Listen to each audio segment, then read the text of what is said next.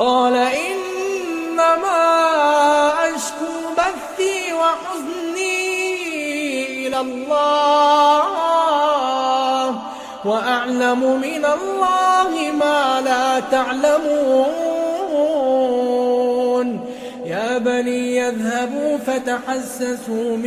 يوسف وأخيه ولا تيأسوا من روح الله إنه لا ييأس من روح الله إلا القوم الكافرون فلما دخلوا عليه قالوا يا أيها العزيز مسنا وأهلنا الضر وجئنا ببضاعة مزجاة فأوف لنا الكيل وتصدق علينا